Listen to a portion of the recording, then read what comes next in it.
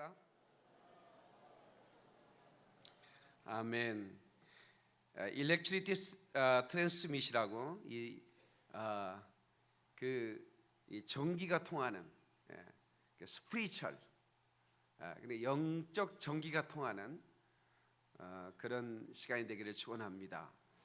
오늘 이 말씀의 제목은 말씀이 나를 간통하면 영성이 깊어진다, 이런 제목으로 말씀을 전할 거예요. 영성, 이 스피리추얼리티가 뭘까? 이 정의가 필요하지 않겠어요? 이 영성이 성경에 나오는 단어는 아니거든요. 가장 관계가 있는 단어를 찾으려면 경건이라는 단어를 찾아야 되지 않을까, 이런 생각도 해보는데요. 모든 종교는 영성이 있습니다.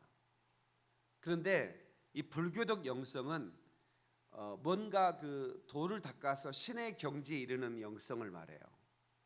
다시 말하면 자기가 하나님 되겠다는 영성이죠. 창세기 3장 5절에 보면 하와에게 뱀이 와서 이 선악과를 먹으라는 거예요. 먹으면 너도 하나님 같이 된다는 거죠. 그러니까 결국 하나님 같이 되려는 영성은 사탄적이라는 겁니다. 하나님 같이 될 수도 없을 뿐만 아니라 그런 시도 자체가, 그런 영성은 본질을 빗나간 거예요. 그러면 기독교적 영성은 뭐냐? 그거는 하나님과의 친밀함입니다. 릴레이션십이에요. 관계예요. 사람이 하나님이 될 수 없기 때문에 하나님이 사람이 되신 거예요. 그래서 이 땅에 오셨는데 그 이름이 임마누엘이라는 거예요. 우리와 함께. 다시, 우리와 함께. 그래서 하나님이 우리와 함께 내 안에 성전을 삼고 거하시면 내가 하나님과의 긴밀한 그 친밀함이 이루어지는 거죠. 그것을 영성이라고 말하는 겁니다. 그러면 그 영성은 어디로부터 출발하는가? 깨달음으로부터 출발하는 거죠. 그럼 무엇으로부터 깨달음인가? 말씀입니다. Realize, 깨닫는 게 축복입니다. Realize is blessing. 여러분, 우리는 돈깨나 벌었고 책깨나 읽었고 우리가 나이깨나 먹었지만 깨닫지 못하면 언제나 어린아이와 같은 거예요. 어리석은 삶을 살다 가는 거예요. 여러분, 세상의 지혜는 박사학위를 몇 개씩 가지고 있어도 그 영성에 도달할 수가 없어요. 왜? 하나님과의 관계가 안 되니까. 그래서 우리는 인생을 살면서 이 영성이 깊어지면 아주 인생이 너무 행복해지는 거예요. 환난을 피할 수가 없어요. 인생이라는 것은 늘 환난과 동행하는 거예요. 성경의 주제가 뭐예요? 성경에 3만 명 인물이 등장하는데 거의 대부분 환난을 만납니다. 성경의 인물의 주제가 환난이에요. 어떤 인물이 환난을 만나지 않습니까? 전부 다 환난을 만납니다. 그런데 그 환난을 만난 사람들의 교과서는 뭐냐? 성경이에요. 말씀입니다. 그리고 스승이 누구냐? 성령님입니다. 아멘. 성령님이 우리의 스승이 되는 거예요. 성령이 스승 되셔서 진리를 가르치시고 거룩한 뜻을 깨달아, 그 다음에 뭐죠? 예수를 알게 하소서. 내 평생의 소원, 내 평생의 소원. 그 말씀 한 절 한 절이 내 마음의 기쁨이 되는, 예수를 깨달아 하는 그런 소원. 아멘. 그 소원이 여러분에게 갈망이 되기를 주의 이름으로 축원하고 그 소원이 이루어지기를 주의 이름으로 축원합니다. 아멘. 이 말씀이 자기 영혼을 관통한 사람은 언제나 어디서나 하나님의 은혜를 누립니다. 율법적 신앙이 아닙니다. 어떤 환경 속에 하나님의 친밀함을 누리는 거예요. 하와이에 가면 아주 아름다운 섬이 있다대. 마우이 섬이라고. 가본 사람 혹시 있어요? 손 한번 들어보실래요? 예, 시간 나면 가세요. 예, 저도 못 가봤는데 어떤 목사님이 그 하와이에 집회를 갔는데 이제 말씀을 이제 전하는데 저녁 시간 집회니까 낮에 시간이 나더래요, 하루가. 그래서 하와이 목사님이 그 마우이 섬이 있는데 거기 한번 좀 다녀오시죠. 에? 너무 아름답습니다. 정말 너무 아름답대요. 거기 헬기를 타고 간다는데. 그러니까 이제 그 가족들이 이제 같이 갔는데 사모님하고 딸이 아빠, 여보, 우리 거기 한번 갔다 옵시다. 에? 언제 여기 옵니까? 에? 그때 목사님이 자기가 이렇게 집회를 하는데 그 말씀 읽고 호텔에서 좀 쉬는 게 낫지 그 텔레비로 봐버리면 그만이지. 에? 그 사진 찍은 거 인터넷 찾으면 되고, 에? 봤다고 생각하면 되는 거지 하면서 자기는 안 가겠다고. 예, 자기는 그냥 말씀 읽고 그냥 저녁 집회 준비하겠다고. 예, 그랬대요. 그래서 이제 그러면 사모님 딱 우리는 갔다 오겠다고 이제 마우이 섬으로 갔고 목사님 호텔에 남아서 말씀 읽고 또 그냥 쉬고 그랬어요. 그 누가 잘했어요? 누가 잘했어요? 예? 예? 마우이 섬에 간 사람이 잘하는 사람이야. 우리 김태릭 시사님이 그런 얘기할 줄 몰랐네. 목사님이 잘했습니다. 호텔에서 말씀 읽어야지 집회 때문에 놀러 갑니까? 이런 얘기 할 줄 알았더니 마우이 섬이 잘했다고 얘기하시네. 근데 둘 다 잘한 거예요. 왜 둘 다 잘했냐는 얘기를 제가 말씀드리면, 그 사모님하고 이제 그 딸이 마우이 섬에 갔더니 예수님이 거기 계시더라는 거야. 엄청 환영을 하시더래. 잘 왔다고. 응? 내가 이렇게 아름답게 만들어놨는데, 그 내 자녀들이 여기 와서 이렇게 내 솜씨를 보고 즐거워하는 건 너무 기쁘다고. 근데 그렇게 이렇게 그 영감으로 말씀을 하시더래. 그래서 하루를 즐겁대. 근데 호텔에 이제 목사님이 되는데 호텔에 예수님이 또 계시더래. 정화 잘 선택했다. 너 오랜만에 하와이 왔는데 그래, 너 호텔에서 편안히 좀 잠도 자고, 또 말씀 읽으면서 또 나하고 좀 교제도 나누고, 너 참 잘했다. 예, 그러니까 뭐냐면 우리가 그 무엇을 하든 그 율법적인 신앙은 우리 집회 때 놀러 가냐 말이야. 이렇게 생각할 수 있어요. 또 어떤 그 가정을 소중하게 사는 목사님 그럴 수가 있냐 말이야. 오랜만에 가가지고 가족이랑 같이. 그러니까 어떤 이제 우리의 주관대로 이렇게 판단하면 그렇지만 하나님은 우리가 어떻게 선택하든 그것을 누리면 그것을 하나님 기뻐하신다 이거예요.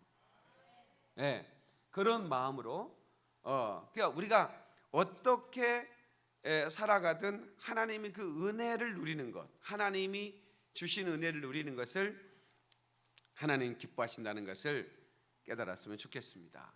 은혜라고 하는 것은 선물로 주어지는 거예요. 예.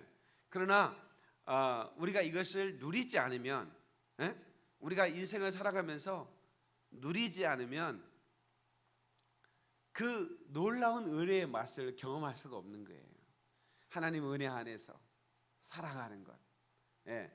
물론 우리의 삶 속에는 어려움도 많지만 그러나 하나님의 은혜가 나를 지배하면 그 환난을 이길 힘을 우리가 얻는 거예요.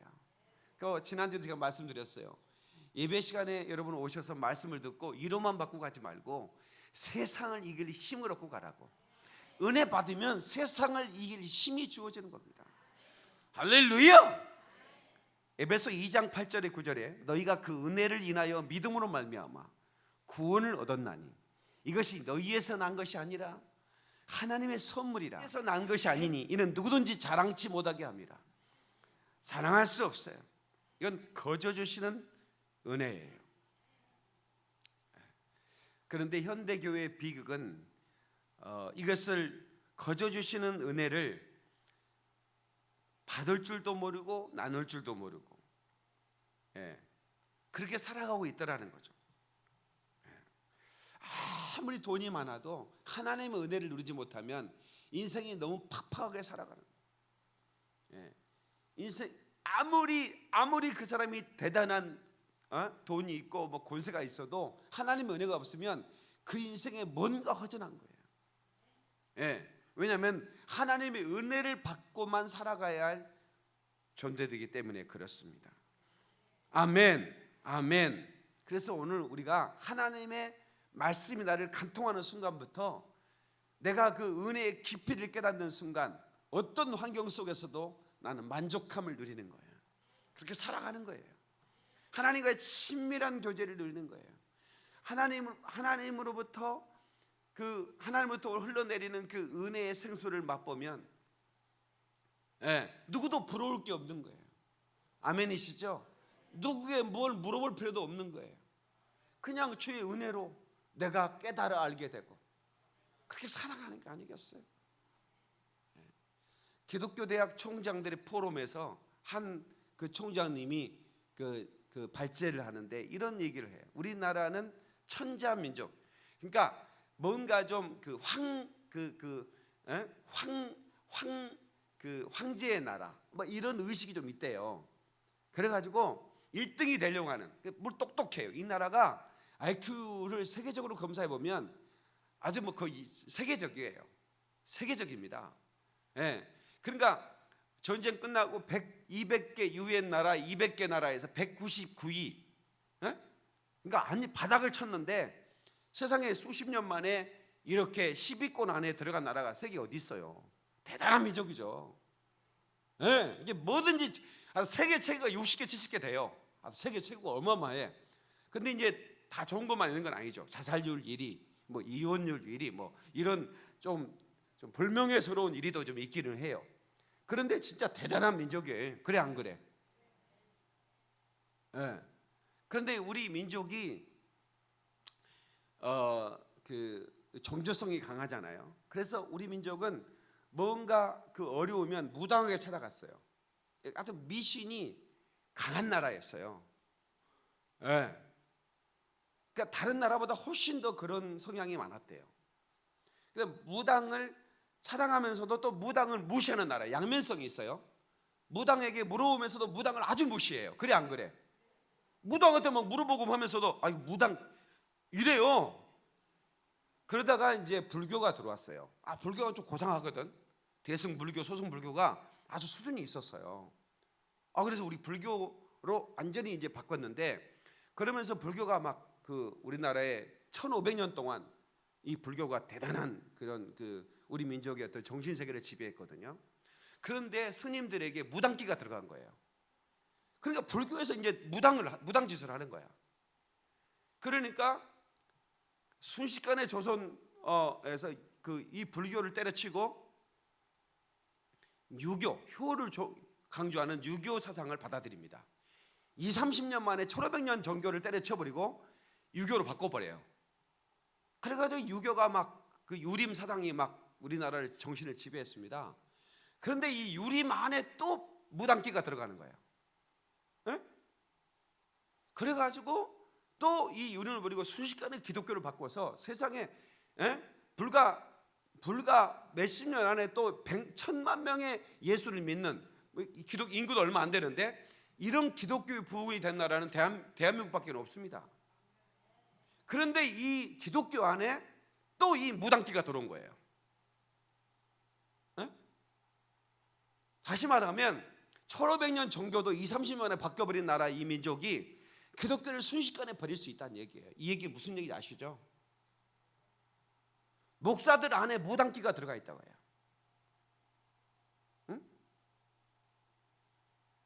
그런데 문제는 뭐냐면 물어보기는 물어보는데 무시한다 이거지. 무당을, 양면성을 가진 민족이라. 그래서 기독교 안에 이 기복신앙, 신비주의, 이 무당기를 끄집어내야만이 이 나라가 살 수 있는 거예요. 안 그러면 버림받습니다. 우리나라는 1500년 정교도 버려버리는데 100년 된 이제 뭔가 이 민족에, 그렇잖아요. 국회의원 40%, 60%가 기독교인입니다.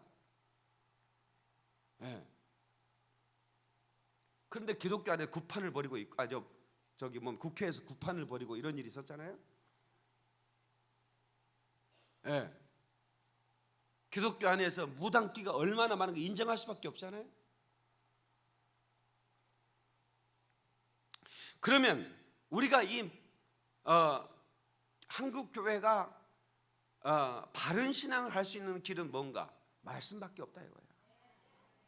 하나님의 말씀이 내용을 간통하면 깊은 영성을 소유하게 되고, 그 깊은 영성을 소유한 사람은 이런 신부진이나 기복신앙은 말씀과 상관없이 그냥 복을 비는 신앙을 말하는 거예요. 말씀 안에 복이 있어요. 믿습니까? 그러니까 아브라함은 하나님과 동행했어요. 그것을 어떻게 표현했냐면 아브라함은 말씀을 따라갔고 이렇게 얘기합니다. 그러니까 아브라함이 뭐예요? 복의 근원이 돼버립니다. 원래는 아담이 너는 지배하고 정복하고 다스리라는 하나님의 축복을 명받았어요. 그런데 아담이 그 축복을 어떻게 해요? 받을 수 있는 권리를 잃어버렸잖아요. 선악과를 먹고. 그래서 하나님이 또 다른 사람을 찾았어요. 이 축복을 흘러보낼 사람이 누군가? 노아였어요. 근데 노아에게도 이런 축복을 흘러보낼 수 있는 것들이 계속해서 보이죠. 그래서 노아의 후손인 셈의 아들 가운데 아브라함을 하나님이 선택했어요. 근데 이 아브라함이 말씀을 따라가는 거예요. 그래서 그 말씀에 통해서 흘러가는 그 축복의 고난을 하나님이 부여했는데, 이제는 네가 이 축복을 부여하라 이거야. 너는 복의 근원이 될 거라는 거예요. 하나님이 그 하나님의 말씀을 따라간 영성 깊은, 하나님과 깊은 교제를 하는 아브라함을 하나님이 축복하셨고 복을 흘려보냈다 이 말이에요. 아멘. 그래서 깊은 영성으로 축복을 유통하라는 거야. 다시 축복을 유통하라. 아멘. 고린도후서 9장 8절 10절에 하나님이 능히 모든 은혜를 너에게 넘치게 하시나니, 은혜가 넘치면 우리의 삶 가운데 부요함이 넘치게 돼 있어요. 이는 너희로 모든 일에 항상 모든 것이 넉넉하여 모든 착한 일을 넘치게 하려 하심이라. 아멘. 기록된 바 흩어 가난한 자들에게 주었으니 이는 그의 의가 영원토록 있느니라 함과 같으니라. 심는 자에게 씨와 먹을 양식을 주시는 이가 너희 심을 것을 주사 풍성하게 하시고 너희 의의 열매를 더하게 하시리니. 아멘. 하나님이 공급하시면 풍족해지는 거예요. 할렐루야. 하나님의 축복의 유통자가 되려면 영성이 깊은 사람이 돼야 되고, 아멘. 그 영성을 통해서 하나님 넘치는 부요를 허락해 주신다 이 말이에요. 이 말씀은 곧 우리의 삶의 변화를 가져다 줘요. 여러분, 결국 뭐냐면 삶의 변화입니다. 삶이 변화되지 않으면 아무것도 아닙니다. 그가 아무리 기도를 많이 하고 그가 아무리 말씀을 많이 읽고 외워도 상관없어요. 삶의 변화가 일어나야 되는 거예요. 마귀는 기도 많이 한 사람을 두려워하지 않습니다. 마귀는 말씀을 많이 읽는 사람도 두려워하지 않습니다. 마귀는 어떤 사람을 두려워하는 줄 아세요? 겸손한 사람을 두려워해요. 삶이 그러한 겸손하게, 그 삶이 겸손함이 표현되는 하나님의 말씀을 통해서 기도하고 하나님과 깊은 교제를 나누면 그가 겸손해질 수밖에 없는 거예요. 하나님은 교만한 사람과 싸워주겠다는 거예요. 절대로 하나님은 교만한 사람을 내가 싸워버리겠다는 거예요. 절대로 우리는 교만하지 말아야 돼요. 할렐루야. 그 말씀이 내 삶을 변화시키도록. 제가 언제 말씀드렸죠? 네, 전화가 한 통 왔는데, 이제 설교가 나가면 설교를 끝나고 이렇게 전화, 이제 방송에 듣고 이제 전화 주신 분들이 많이 계셔요. 그런데 뭐 전화가 방송 끝나는 시간이 되면 전화가 오면 거의 이제 방송을 듣고 전화한 분, 내가 모르는 전화는, 그러니까 이제 전화를 받아서 누가 방송 보고 전화했구나 생각을 했어요. 그런데 목사님 제가 무당인데요 이렇게 얘기하는 거예요. 무당은 누나가 전화한 거예요. 네, 만나자는 거예요 나한테. 그래서 만났죠. 네, 만났는데 그분이 이제 자기가 이렇게 살아서는 안 되겠다는 생각을 하고 뭔가 진리를 찾아 헤매는 거죠. 예, 근데 뭐 무당 직업을 가진 사람이 교회당을 찾아가기는 힘들고, 그래서 기독교 방송을 듣기 시작했는데, 예, 그 말씀이 잘 안 들리는데, 예, 그래서 이제 골라서 말씀을 들었는데, 이제 제 설교가 이제 자기에게는 가장 이렇게 뭔가 막 그 충격을 주는 말씀이어서 이제 내 시간을 골라서 이제 들었대요. 그래서 이제 한동안 계속 듣다가 이제 자기가 이렇게 살아서는 안 되겠다는 깨달음이 왔다는 거죠. 그게 중요한 거 아니에요? 그냥 그렇구나라고 끝나는 게 아니라, 그러면서 이제 무당을 때려치기로 하고 이제 그걸 다 이제 치워버리고, 이렇게 뭐 그 무당 기구들 있잖아요. 법당 만들어 놓은 거 다 치우고, 그리고 이제 나를 만난 거예요. 근데 이제 알고 봤더니 나하고 나이가 같아요. 근데 작년 일이니까, 그러니까 이제 나이가 50인 거예요. 언제 무당이 되냐니까 25살에 무당이 됐대요. 그때 신내림 받은 거예요. 신기합니다. 나는 그때 25살에 성령 받았거든요. 그분은 귀신을 받았고. 근데 그분은 가장 인생에서 가장 활약이 꼽힐 때, 자기가 일본어 가이드였대요. 일본 여행 가이드여서 일본어 잘하고 잘 나가는 그런 사람이었는데, 신내림 받아가지고 이렇게 이제 무당이 됐고. 근데 나는 이제 아주 인생의 그 골짜기에서 헤매다가 성령을 받고 나는 목사가 됐고, 이제 그리고 이제 아주 시간이 지났는데, 그 목사님의 설교를 듣고 내가 이렇게 그만해야겠다. 자리만 깔고 앉았으면 사실 목사님 수입이 얼마인지 모르겠지만 나는 그냥 앉아만 있으면 몇 천만씩 가져옵니다. 그래요. 에? 그런 여자한테 무시는 하면서도 몇 천만씩 가져가나 봐. 무당을 무시를 해, 우리나라 사람들은. 그러면서도 무슨 일이 있으면 몇 천만 원씩 가지고 가서 물어본다고. 근데 그걸 때려친다는 게 쉬운 게 아니잖아요. 막 자기 신도들이 아우가디 이 미친년아, 자리 깔고 앉았으면 몇 천만 원씩 가져와서 편히 살 텐데 무슨 예수는 예수냐고 막 난리를 쳤대요. 그래도 자기가, 나는 지금껏 25년 동안 영적 사기꾼으로 살았는데, 이렇게 살다가 내 인생 끝나면 무슨 의미가 있냐, 돈이 무슨 의미가 있느냐, 나 그렇게 살고 싶지 않다. 그러면 이 여자에게 무엇이 이런 변화를 가져와 줬냐 이거야. 무엇이? 이런 변화는 말씀의 능력밖에 없습니다. 말씀의 능력 외에 어떻게 이 사람을 변화시킬 수 있을까요? 말씀의 능력 외에 이 무당이 자기의 하는 일을 때려치고 내가 새로운 삶을 살아야겠다라고 변화를 가져오는 것이 어떤 것이 그런 도전을 줄 수 있겠느냐고요.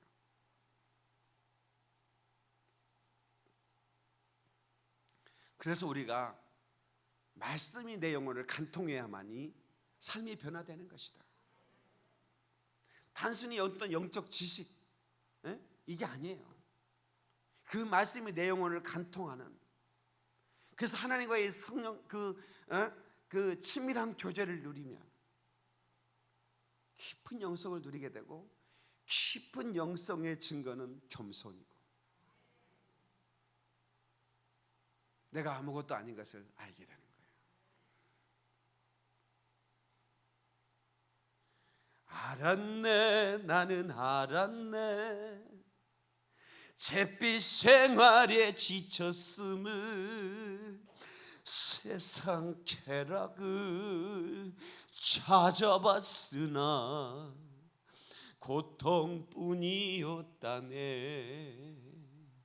삶은 의미 없고 안식 없었네. 그러나 이제는 달라. 새 삶이 내게 임했네. 그 무당 언니의 고백 아니겠습니까?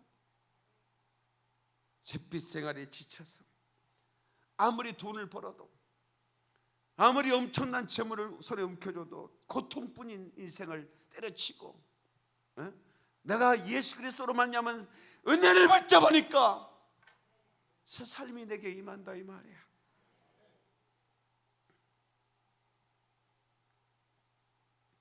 그래서 우리는 하나님의 말씀을 의지하고 사는 삶이 얼마나 소중한지, 우리 신앙의 무당길을 빼야 됩니다. 한국교회가 사는 길은 바로 그거예요.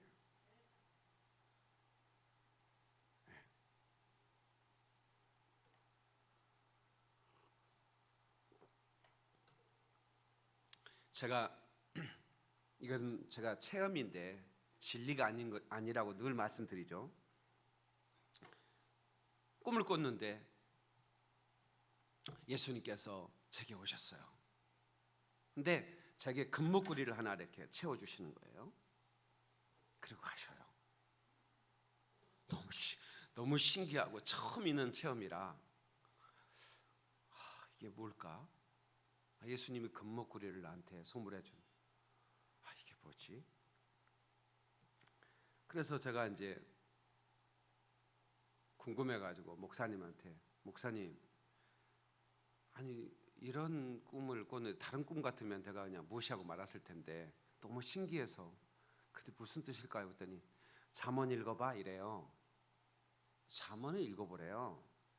그 잠언을 읽어봤더니 1장에 나와요. 9절에 이는 내 머리 아름다운 칸이요 내 목에 금사슬이니라. 골드 체인이라는 단어가 나오는 거예요. 목에 금사슬? 근데 거기 이제 성경 보면 간주가 나와 있어요. 연결된 성경이라고 하는 간주가 나오는데 창세기 41장 42절이 적혀 있더라고요. 연결해서 가봤어요. 가봤더니 요셉이 세마포를 입고 금사슬을 목에 걸고 총리가 됐더라, 이런 말씀이 나와요. 꿈 해몽을 한 다음에 또 연결 구절 간주가 있어요. 다니엘서 5장 29절 목에 금사슬을 목에 들이우고 셋째 치리자 총리가 되니라. 다니엘이 메네메네 데게 루바루신이라는 그 글자를 황제에 해석을 해준 다음에 총리가 되는 장면이 나옵니다. 금사슬. 그러니까 이제 한 사람은 꿈을 해석했고 한 사람은 누구도 해석할 수 없는 글씨를 해석하고 금사슬을 드리웠다. 근데 저는 저에게 이제 있을 수 없는 청년 시절의 체험이에요.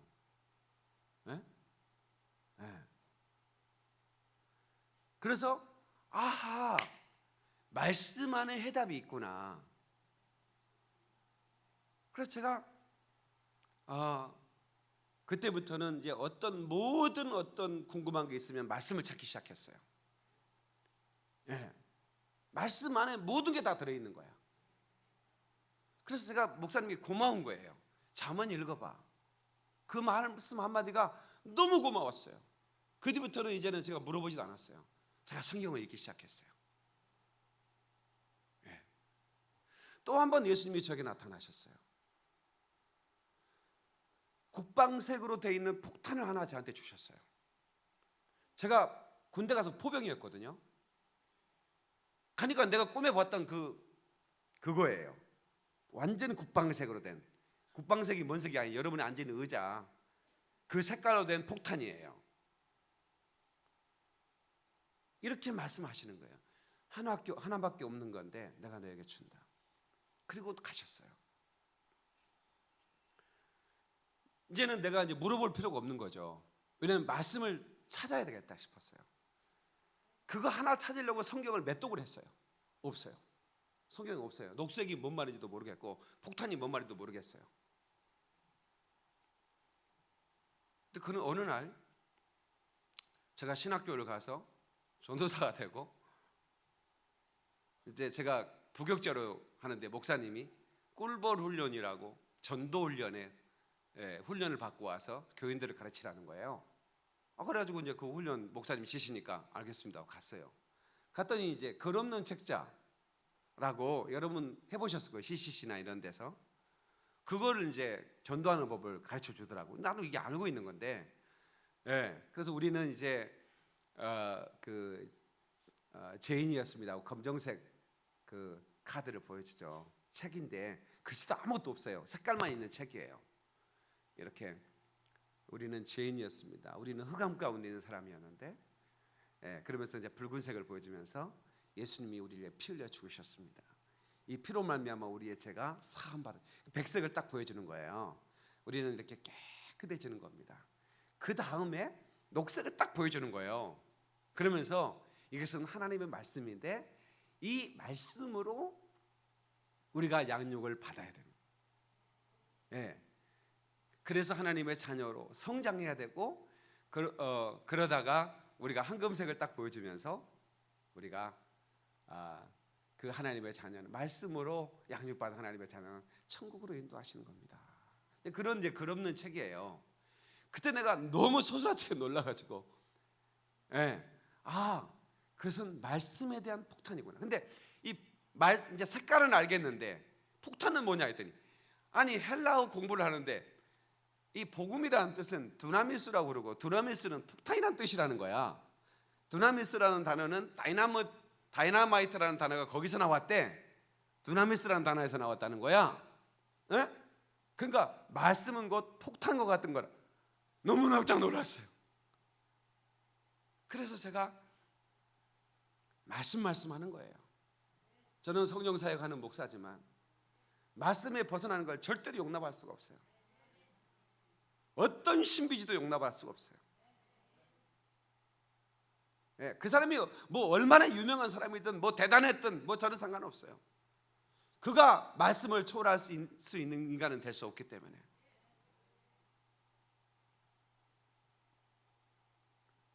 말씀 위에 서서 내 뜻 버리고 감정을 버리고 말씀에 서니 불완전한 믿음 완전해지고 내가 이제부터 주만 붙드네. 아멘. 오직 말씀만 의지하는 신앙이 되는 거야. 내가 이렇게 얘기하는데도 또 무당기가 들어가가지고 어디 가서 물어보고 그러지 마. 제발 부탁이에요. 궁금하면 말씀을 읽어. 큐티해. 나 지난주에 우리 청년들이 말씀이 있는 릴레이를 하는데 너무 기뻤어요. 그래서 말씀을 읽는 소감들을 막 카톡에 올리고,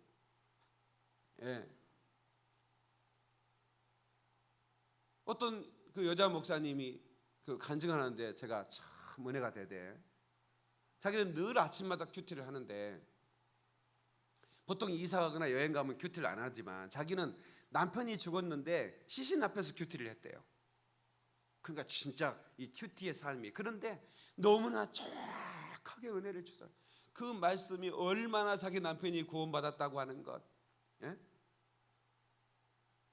자기 남편이 산부인과 의사였대요. 장로 아들이었는데 의사가 되니까, 산부인과 의사는 아시죠? 국가에서 그 과거에 얼마나 그 산하 제한을 강조했습니까? 그러니까 국가에서는 낙태를 불법이라고 하면서도 낙태를 강조하는 거야. 그러니까 막 산부인과에서는 날마다 애를 죽이는 거야. 막 7, 8개월 된 애도 죽여버리는 거야. 그러니까 장로 아들인 자기가 이렇게 나쁜 죄를 지면서 어떻게 뻔뻔하게 예배를 드리느냐, 자기도 모르게 하나님을 떠나는 거예요. 그러니까 부인이 집에 들어오면 성경 읽고 있으면 성질이 나니까 막 성경을 찢어버리고 막 이렇게 핍박을 했대요. 그래서 마지막에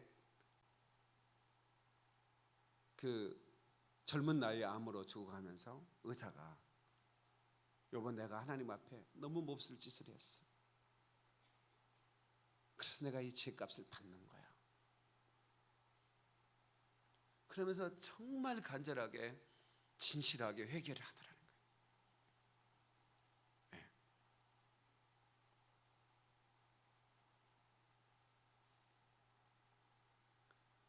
그리고 천국에 갔어요.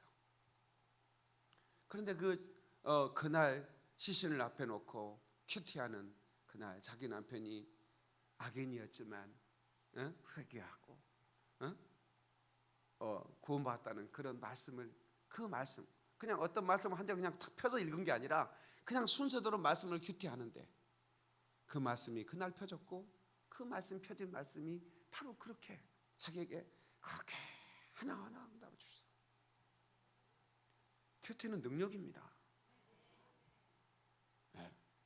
저는 새벽에나 우리 집사람은 일어나자마자 큐티하거든요. 책상에 딱 앉아서 그 말씀 딱 펴고. 네. 그런데 참 보기 좋아요. 말씀이 능력이에요. 그날 신문을 먼저 펴지 마시고 말씀을 먼저 펴셔야 돼요.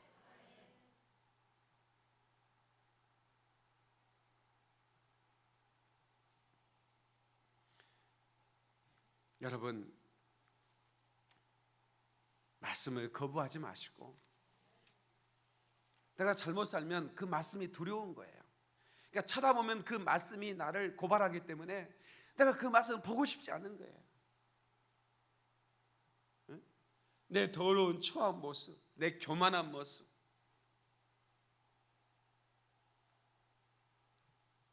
그것들이 다 말씀이 나를 고발하잖아요. 괴로운 거죠.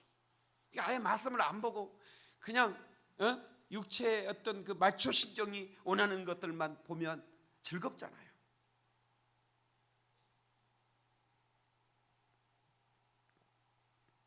하나님 말씀하는데도, 내 안에서 늘 말씀 안 하는데도 그 말씀을 듣지 않으면 하나님이 더 이상 말씀하지 않아요. 왜? 해도 소용이 없는데 왜 말씀하시겠어요? 근데 성경은 하나님 말씀하지 않는 것이 저주라는 거예요. 여러분, 그 성경의 시대에 암흑의 시대가 있었어요. 그 시대가 뭐냐면 세례 요한을 끝으로 말하지 않는 거예요. 예? 그 세례 요한 이전에 세례 요한을 오시기 전에 그 말라기를 끝으로 말하지 않은 거예요. 말씀하시지 않아요. 예? 그러다가 나중에 세례 요한을 보내잖아요. 나는 광야에 외치는 소리다. 예? 말씀하지 않는 시대를 일컬어 흑암의 시대라고 그러는 거예요. 하나님 말씀하지 않으셨어요. 얼마나 괴로웠겠어요. 쉐마, 하나님 말씀을 들으라. 너무나 멋있는 얘기예요. 하나님 말씀을 듣는 것이 복이에요. 그래서 말씀을 읽는 자가 복이 있고 그 말씀을 묵상한 자가 복이 있다고 시편에 말씀하고 있는 거예요.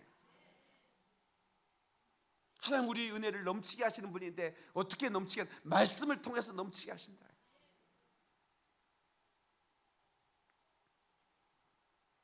그래서 동편에서 그 물이 흘러나와서 그 창이라게 되는, 물이 차고 넘치는 거예요. 은혜가 넘치는 거예요.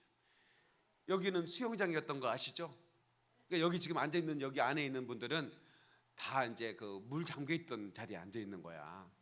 근데 이제 이게 바뀌어서 영적인 은혜가 지금 여기 차고 넘친다. 저 위에 이제 앉아 있는 분들은 이제 코치가 이렇게 서서 스트레칭 시키는 곳이야. 거기는 물이 조금 찔끔찔끔 튕긴다.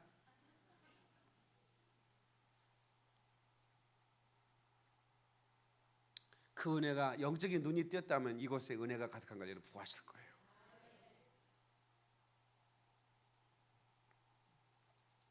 이 말씀을 통해 깊은 영성을 유통해야 된다. 아멘. 하나님과 연결시키는 사역을 해야 된다. 예수님이 제자 가운데 안드레라는 제자가 나옵니다. 이 안드레가 참 훌륭한 것은 자기 형 베드로를 전도합니다. 예수님과 베드로를 만나게 해줘요. 연결자로 살아가는 거예요. 오병이의 기적도 한 어린아이의 그 도시락을 예수님 가져오는 자도 안드레였어요. 그 엄청난 오병이의 기적의 사건은 안드레의 믿음으로 일어나는 거예요. 연결자입니다. 축복의 유통자. 여러분은 여러분의 가정의 축복의 유통자가 돼야 돼요. 나 때문에 우리 가정이 복받게 만들어야 되는 거예요. 할렐루야. 나는 요즘 눈물이 참 많아요. 많이 울어요. 우리 사람이 왜 이렇게 울보가 되냐 나한테. 늘 울거든요. 조그마한 은혜에도 감사해서 눈물이 나고. 근데 우리 아버지가 그 시골의 촌부였어요. 농촌에서 농사하는 농사꾼이었죠. 근데 내가 보니까, 지금 생각해 보니까 그분이 참 영성 깊은 사람이었구나.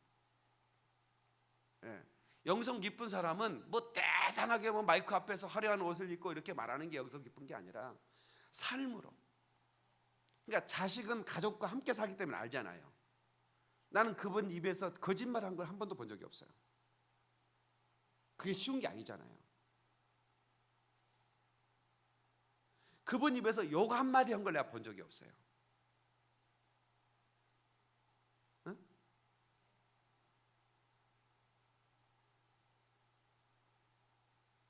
그렇게 힘든 일을 하면서 새벽에 언제나 깨어서 하나님의 전에 나가서 무릎을 꿇고 기도하는 거예요.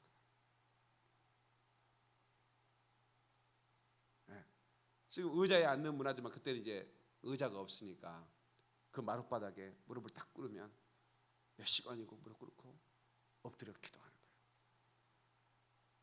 거예요. 그 영성을 어떻게 닮을 수 있을까? 우리 아버지가 좋은 것만 있으면 주에 좀 갖다 드려라. 주에 좀 갖다 드려라. 자기가 좋은 거 있으면 자기가 먹어야지 왜 갖다 드리냐고. 우리 어렸을 때 그런 생각이 들더라고. 자기 새끼들을 먹이든가. 가장 좋은 것은 갖다 드려라. 근데 지금 내가 우리 성도들이 가장 좋은 것은 나한테 가져와. 내가 그걸 보면서 안 울 수가 없어.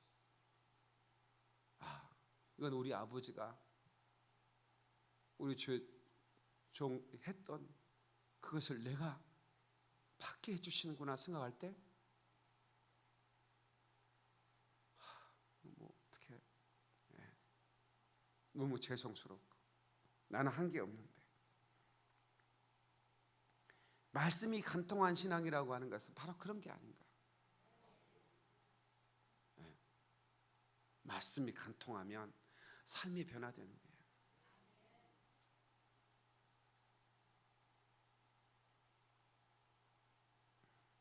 목소리를 낮추는 거예요.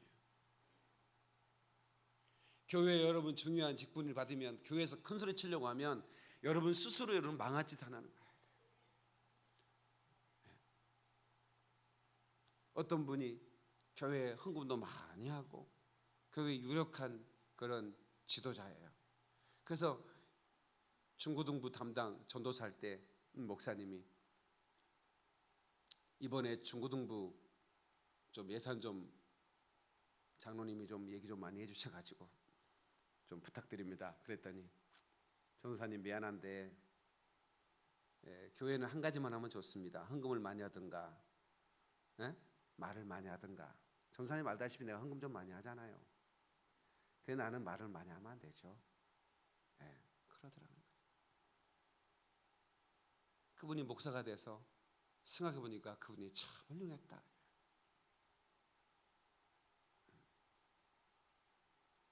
삶에서 묻어나는 영성.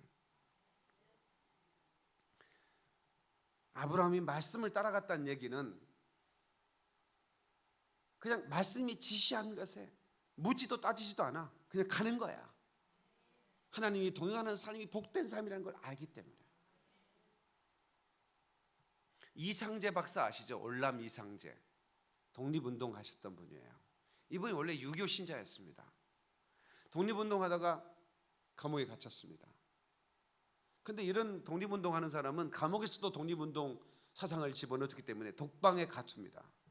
독방은 굉장히 고통스러운 것입니다. 왜냐하면 이 겨울의 추위도 힘들지만 그 애로움이라는 게 말로 할 수 없어요. 그래서 교도소에서 말썽을 부리면 독방에 가둡니다. 근데 그 독방이라는 게 진짜로 그 신문지 쪽지만한 햇빛이 한 3시간 들었다가 나간대요. 그게 얼마나 소중한. 그것 때문에 어떤 사람은 자살 안 했다고. 쫙 해를 깨물고 죽어버리고 싶은데 하루에 딱 3시간 들어오는 신문지 쪽지만한 빛, 창문 사이로 들어오는 것, 독방에. 그래서 거기에 그 빛 때문에. 그런데 이 올람 이상재 박사가 그냥 혼자 너무나 애로우니까 할 것도 아무것도 놓치질 않아. 책도 놓치질 않고. 예. 그래서 서로 도망가는데 그 마루틈 사이에 뭔가 껴있더라는 거야. 예? 그 마루틈 사이에, 그 마루와 마루 사이에, 그 틈 사이에 뭔가 껴있어서 이걸 어떻게 빼봤대요. 근데 그게 누가 말씀을 말아가지고 그걸 끼워놨더라는 거예요. 예. 그래서 빼가지고 펴봤더니 마태복음 5장에 나오는 산상수훈 그 장에 나오는 신약 성경에 그 성경 구절이 찢겨져 가지고 그걸 알아가지고 그걸 끼워놨더라는 거예요. 근데 말도 안 되는 얘기가 써져 있더래. 오른편 뺨을 때리면 왼편을 들이대라. 겉옷을 달라면 속옷을 내줘라. 그러니까 말도 안 돼. 말도 안 돼. 예? 그리고 던져놨다가 또 읽을 게 없으니까 또 그걸 보는 거야. 아무것도 할 게 없어요. 하루 종일 아무것도 할 수 없으니까 또 그걸 또 말도 안 돼. 또 던지고 또 보다 또 말도 안 돼. 할 일 없으니까 또 이걸 말아가지고 다시 또 넣어놔. 끼는데 1시간. 근데 또 심심하니까 다시 이걸 빼는데 1시간. 그래서 펴. 말도 안 돼. 그런데 그 말씀이 그 영혼을 관통하기 시작한 거야. 아, 이게 진리구나. 그가 교도소를 추록하면서 기독교인이 되어버린 거예요. 그래서 얼마나 위대한 일을 했습니까?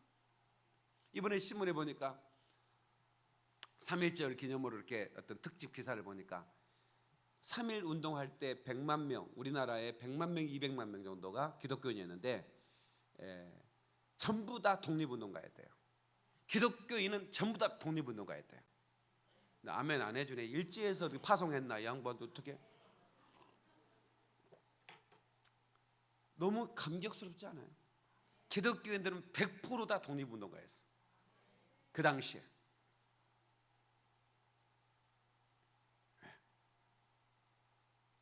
김구선생부터 시작해서 전부 다. 아시잖아요. 김구선생은 그 저번에 그 주기철 목사님 다큐가 나와서 우리 큰 감동을 줬는데, 주기철 목사님의 스승이에요. 학교 교장 선생님이었어요. 근데 주기철 목사는 제자였고, 근데 주기철 목사가 담임하는 교회 장로였다고. 근데 이제 이분이 얼마나 바빠요. 정책에 뭐 정치를 해야 되니까 바쁜데, 바쁜 그 국정 일 때문에 예배 드리는 시간이 조금 늦은 거예요. 11시 예배 이렇게 드리는데 중간에 이제 김 선생님 들어오니까, 장로님 신발 두고 거기 서 계세요. 예배를 왜 이렇게 예배를 늦는다고 야단을 친 거예요. 이제 제자가 아무리 새파랗게 젊은 목사가 그 연세 드신 교장 선생님 출신인 그 자기 교회 장로님을 거기 서 계시라고, 하나님을 예배하는 시간을 이렇게 늦을 수 있느냐고.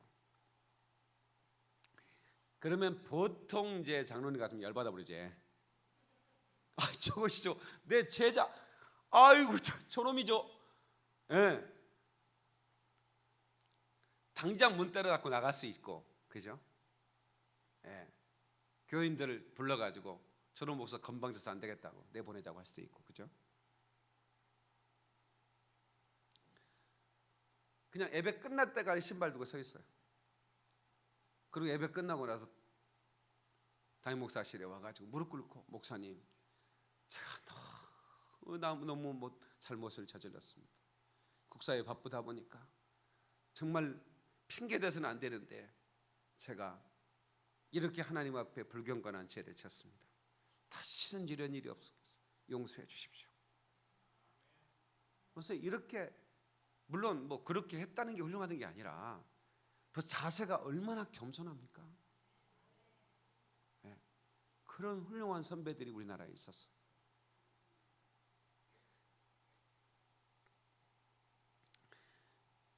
하나님의 말씀을 사랑하는 자에게는 장애물이 없어요.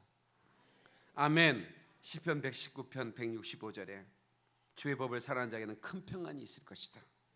그들에는 장애물이 없을 것이다. 그렇게 말하고 있습니다. 할렐루야. 그리고 우리가 하나님의 말씀을 우리가 의지하고 그 말씀이 나를 사로잡고 그 말씀이 나를 간통하는 순간부터 우리의 삶에 넘치는 그 차고 넘침, 그러니까 말씀이 나를 살렸다는 표현, 이건 누구나 고백할 수 있어야 돼요. 여기선 여러분의 목사는 말씀이 나를 살린 것을 고백할 수밖에 없습니다. 나는 말씀이 없었으면 내가 여기 존재할 수가 없어요. 옆 사람한테 말씀이 우리를 살립니다 인사 좀 하세요. 아멘. 말씀은 우리의 소망이 됩니다. 사탄은 우리에게 와서 소망을 끊어버려요. 너 같은 사람이 어떻게 교회를 나올 수 있느냐?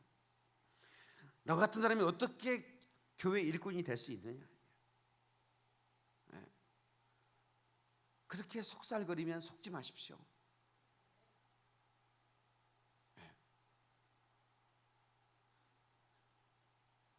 여러분 성경 안에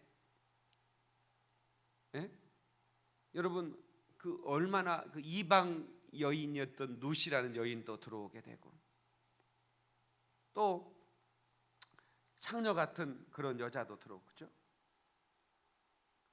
그 많은 그런 그 예수님의 계보에는 그런 정말 우리가 상상할 수 없는 그런 인물도 들어오게 되는 건 뭐냐면 우리에게 주신 것은 우리가 누리는 것은 내 스스로 행위로 얻는 은혜가 아니에요.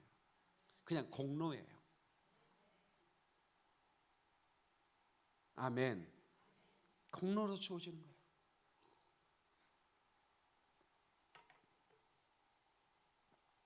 속지 마십시오. 공로로 주어지는 겁니다. 그러나 또 하나 여러분이 알아야 할 것은 우리가 선포로 로마서에 보면 사도 바울이 내가 하나님의 축복을 가지고 너에게 가겠다라고 하는 그런 그 하나님의 어떤 축복을 선포와 선언으로 도와지는 축복도 있지만 또 하나는 이 마카리오스라는 단어, 헬라어로 그런 단어인데 이것은 내가 약속을 붙들고 취하는 복이 있어요. 내가 그렇게 하면 내가 이렇게 주겠다는 복이 있어요. 그래서 하나님의 말씀을 붙들고 하나님의 축복을 취하는 그런 삶. 저는 그렇게 살아왔어요. 내게 그냥 무조건 주어지는 은혜가 있었어요. 그리고 또 하나는 하나님께서 내가 너에게 말씀을 줄 테니까 그 말씀을 붙들고 선포하며 네가 그 약속을 취해가라는 명령 앞에서 내가 이거로구나. 그래서 말씀을 붙들고 몸부림을 치고는 거예요. 이 말씀을 진리다 말이야. 이 말씀은 내게서 이건 내 소유요, 내 분깃이다 이 말이야. 성경에 그러잖아요. 이 말씀은 나의 소유다고. 몸부림치면서 이 말씀을 붙들고 선포해 나가니까 그 말씀의 약속이 내게 이루어지더라 이 말이야. 할렐루야. 말씀. 그래서 여러분 결혼할 때도 말씀이 감통한 사람을 붙들어야 돼. 그 예모를 보지 말아야 돼. 사람은 예모로 봐요. 하나님은 그 중심을 보는데 그러나 너희도 하나님처럼 사람을 볼 수 있는 눈을 가져야 된다. 돈 벌어서 바꿔줘 버리면 돼. 턱선도 바꿔버리고 콧구멍도 하늘에 있는 것 밑으로 내려버리면 그만이야. 더 중요한 것은 그 사람에게 말씀이 있느냐. 여러분이요 얼굴 이쁜 사람이 음식 잘하는 사람 봤어요? 없습니다. 뭐 잘 안 믿는 것 같은데 손톱을 이렇게 길어. 얼굴 이쁜 사람은 자기가 이쁜 줄 알아요. 그래서 굉장히 도도해요. 나를 나같이 예쁜 사람을 데리고 살려면 당신이 희생해야 된다고 희생을 강요해요. 쌀 써서 이렇게 씻어요. 손톱이 망가지면 안 되니까. 그게 맛이 나겠어? 이게 손맛이, 이게 김치도 손맛인데 이게 막 고추장 버무렸는데 이게 손 피부가 나가는데 이게 하겠어요? 소금, 그러니까 소금이 안 녹아버려. 그러니까 이쁜 여자고 살려면 음식 맛은 포기해야 돼. 그리고 관리하기가 힘들어. 어디 가면 불안한 거야. 전화를 1시간에 한 번씩 해야 돼. 여보, 거기 있어? 어디 있는 거야? 확실하게 확인을 해야 돼. 뭐 여기는 뭐 그렇게 관리할 사람 없는 것 같아. 감사하고. 그러면 유지비가 많이 들어. 자기가 이쁜 줄 알잖아. 유지비가 좀 많이 들어. 왜 그런 걸 선택하냐고. 너무 뭐 여기 남자 청년들 잘 들어. 절대로 그런 실수하는 일이 없길 바라요. 그럼 어떤 여자를 만날 거예요, 목사님? 성격 좋은 여자. 아멘 안 하는 거 봐 또. 그다음에 음식 잘하는 여자 만나세요. 날마다 라면 끓여주고 막 이런 여자 만나면요, 곧 죽어요.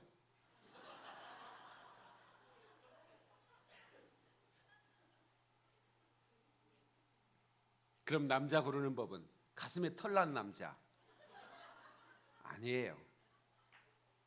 야곱처럼 뭔가 하나님의 축복을 갈망하는 사람, 반드시 축복을 이뤄내잖아요.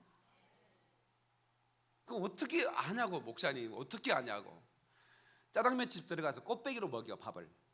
그리고 예배 시간에 데리고 와서 꽃배기로 먹으면 졸음이 오게 돼 있어. 그런데도 안 자고 아멘 아멘 하면 그 사람 무조건 결혼해. 틀림없어. 당신 행복하게 돼 있어.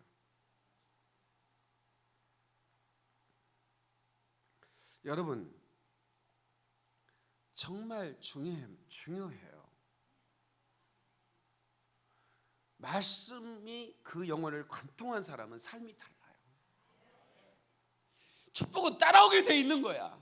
아니, 따라오는 정도가 아니야. 이 축복이 나를 통해서 흘러가기 때문에 흘러 넘치게 돼 있는 거야. 할렐루야! 깨닫는 분 하나님께 박수를 온 거야.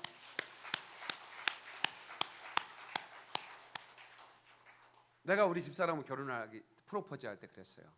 나는 아무것도 없다. 정말 아무것도 없다. 나는 하나님의 말씀을 가진 사람이다. 하나님의 비전을 가졌다. 당신의 몸뚱아리를 주고 내 비전을 살아. 이 책에서 읽은 얘기인데 제가 만든 얘기는 아니야. 그래서 멋있는 얘기가 있다고 써먹었더니 좀 생각을 해보겠다고 나한테 시간을 달라고 하더라고. 좋은 물건은 그냥 금방 세일이 돼버린다. 15분 주겠다 그랬어요. 화장실 갔다 올 테니까. 그 15분 안에 그러겠다고 그래가지고 나를 사갔어요. 잘 샀어 안 샀어? 이 여자들이 별 동의를 안 하네? 난 정말 아무것도 없었어요. 데이트하면서 제일 잘 사줬던 음식을 지금 생각해보니까 삼계탕이었어요. 삼계탕. 내가 최고 썼어요. 그거는. 그거는 최고 쓴 거야. 그거는 삼계탕. 거의 대부분 이제 기도 끝나고 칼국수, 그 포장마차에 파는 거, 그 튀김가루 뿌려주고 있는 거 있잖아. 김가루하고 그거 2,500원 정도. 그건 내가 몇 번 사줬지. 그 다음에 이제 가장 최고 쓴 거는 삼계탕을 한번 같이 먹자고. 결혼 자금 10원도 없었습니다. 축의금 조금 나올 거 예상했더니 800만 원 나왔습니다. 그걸로 옥탑방 보증금 했습니다. 6만 원짜리 2개 냉장고 세탁기 샀습니다. 중고로. 뭐 밥통, 그 다음에 뭐 이런 거, 뭐 이런 밥솥, 전기밥솥 이런 건 선물로 들어왔어요. 그리고 나는 밥상 같은 거, 에베상, 예수님 그려진 거, 선한 목자라 막 이런 거, 거기에 2년 동안 밥을 먹었습니다. 아니 3년 정도 먹었을 것 같아요. 텔레비는 아예 살 생각도 없었고, 올림픽 때 너무 올림픽 하는 게 궁금해가지고 옥상으로 가가지고 옥상에서 남의 집 창문에서 축구하는 거.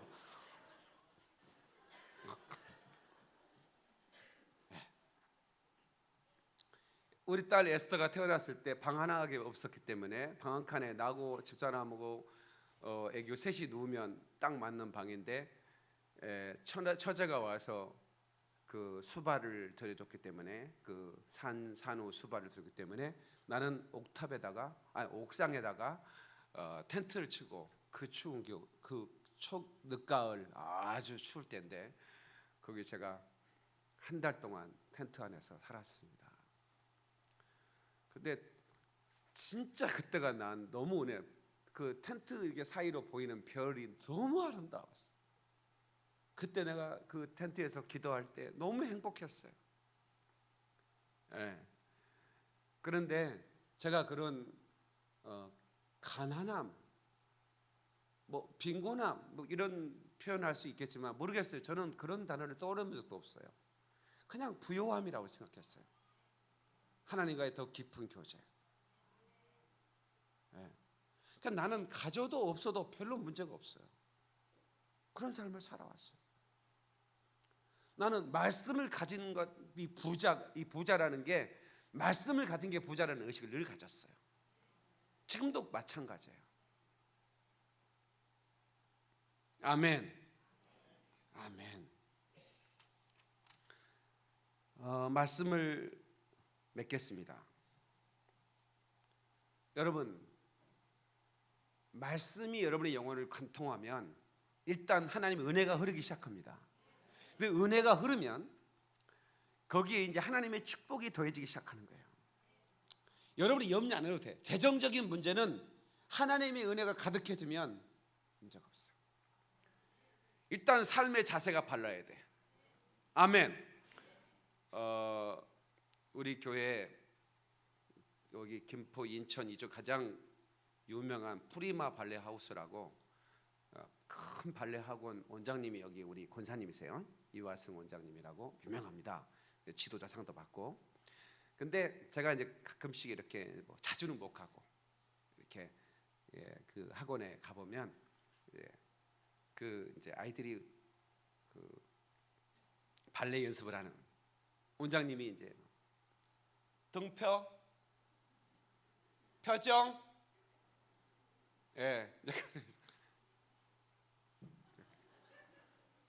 똑바로 이제 이렇게 이제 하는 것 같더라고.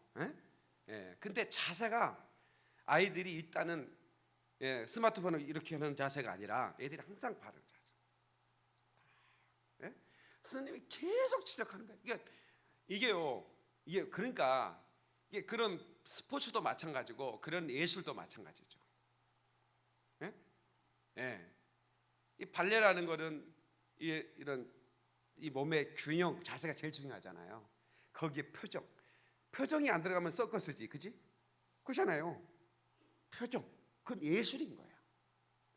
그런 것까지 전부 다 지도자가 가르치는 거예요. 끊임없이 똑같은 얘기를 반복해가면서 신앙생활도 마찬가지예요. 그래서 저는 여러분들에게 저에게 새로운 얘기를 해달라는 얘기를 하지 마. 물론 하겠지만 중요한 것은 여러분이 고쳐질 때까지 하나님 말씀으로 여러분을 지적하고 제대로 신앙생활 하라 이거야. 여러분을 사랑하는 마음으로 때로는 아프지만 기분이 상할 수도 있지만 여러분에게 지적하면 고쳐야 되는 거야. 그렇지 않으면 여러분이 정말로 뛰어난 신앙생활을 할 수가 없는 거예요. 왜냐하면 말씀이 기본인데 말씀을 떠나서 당신들이 얼마나 대단한 삶을 살지 모르겠지만 그것은 나승이라는 걸 알아야 돼요. 아멘이시죠? 사세를 바로 하자고. 응?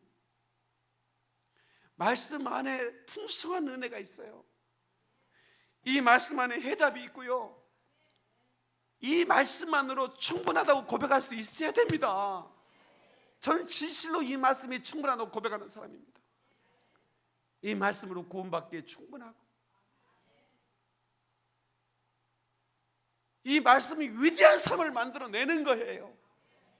축복의 삶을 살고 싶으세요? 말씀을 읽으세요. 말씀대로 살아가세요. 무당기를 빼야 돼요. 당신 안에 무당기를 빼세요. 어디 가서 물어보지 마세요. 말씀으로만 살아가. 궁금하면 말씀을 찾아. 궁금하면 하나님 앞에 물어.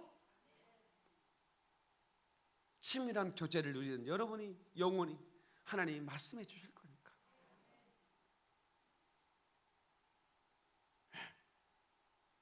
그래서 제가 청년 때 그 한 번의 그 경험이 나로 하여금 그렇구나, 말씀보다도 귀한 건 없구나.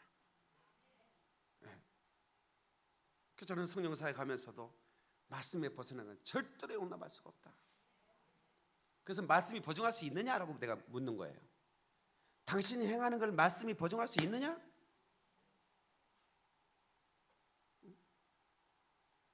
아니라면 집어쳐라.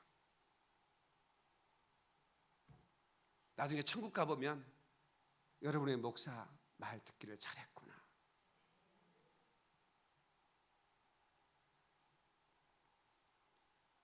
여러분 교회 안에 그런 내가 신이 되겠다는 불교적 영성, 카톨릭적 영성이 우리 기독교 안에 들어와 있다는 것을 여러분이 아셔야 되는 거예요.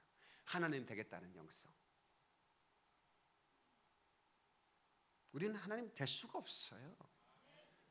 그러니까 하나님이 우리 가운데 오셔서 임마누엘 하시고 그분과 교제를 누림으로 그분이 우리에게 하나하나 자세 바로 표정. 우리 기독교는 표정 잘해야 돼요. 표정 관리 잘해. 옆 사람 표정 좀 봐줘봐. 표정이 좀 예쁘시군요. 인사 좀 칭찬 좀 해주시고. 멍 때리고 있으면 로봇이지 그게. 로봇은 표정을 못 줘요.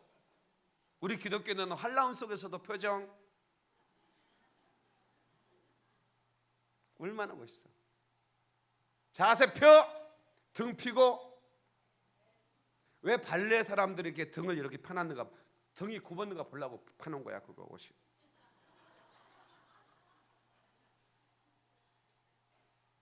말씀 안에서 자세 바로 하고 그렇게 살면 얼마나 행복해요. 뭐가 그리 세상에 이렇게 선ung한 복음이 우리한테 있는데, 이렇게 힘이 되는 말씀이 내게 있는데,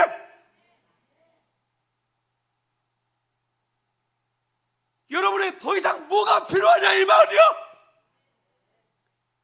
방송을 보는 여러분들, 이 자리에 참석한 사랑하는 성도 여러분들, 뭐가 더 궁금합니까? 뭐가 더 필요합니까? 성경의 기자처럼 이 말씀이 나의 소유고 나의 분깃입니다라고 고백할 수 없습니까? 저는 그렇게 결혼생활 시작했고 아무것도 없었지만 이 말씀대로 살려고 몸부림치고 이 말씀을 선포하고 나가니까 하나님 복이 막 따라오더라고. 사람들이 따라오고 축복도 따라오고 물질도 따라오고, 그렇게 약한 사람인데 건강도 따라오고. 지금은 내가 이거 올리면 팔걸이가 올라가. 청년 때는 안 올라갔어요. 그러나 그것만도 감사해. 말씀이 나에게 모든 길을 제시해 주더라고. 기도하셨습니다. 말씀만 의지하고 사십시다. 주여 나로 하여금 말씀만 의지하게 하옵소서. 말씀이 내 영혼을 간통하게 하옵소서. 깊은 영성으로 하나님과의 친밀함을 누리게 도와주시옵소서. 우리 한번 두 손 한번 높이 들까요? 우리 주여 삼창합니다. 주여 주여 주여. 오 사신 하나님 아버지, 은혜와 사랑을 감사드립니다. 역사해 주시옵소서.